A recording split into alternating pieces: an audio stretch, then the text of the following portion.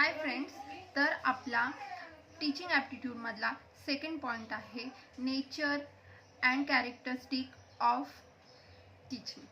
Okay, तर आपल्यामध्ये त्याच्यामध्ये काय आहे की teaching is a social and cultural process आहे. त्याच्यामध्ये 3 कंटेंट्स आहे. तर आपला फर्स्ट कंटेंट आहे teaching is giving information. Second content आहे teaching is a completely social process आहे की आपल्या टीचिंगमधून काय होतं की टीचर थ्रू स्टुडंट्स म्हणजे टीचरचे जे रिसोर्सेस आहे ते स्टुडंटला त्याच्यामधून इन्फॉर्मेशन, आयडिया आणि नॉलेज गेन होतं. आणि थर्ड आहे टीचिंग इज इंटरॅक्टिव्ह प्रोसेस.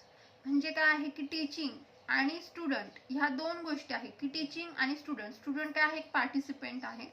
तर टीचर थ्रू स्टुडंटला काही इन्फॉर्मेशन गिव्ह होते आणि मग मेनी रिसोर्सेस आहे. मग ते डायरेक्ट रिसोर्सेस आहे, इनडायरेक्ट रिसोर्सेस आहे, मेनी वेज आहे. त्याच्यातून काय होतं, एक इंटरॅक्टिव्हची प्रोसेस कंप्लीट होते.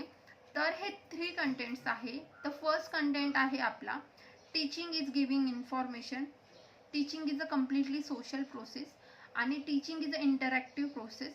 हे 3 कंटेंट्स आहे.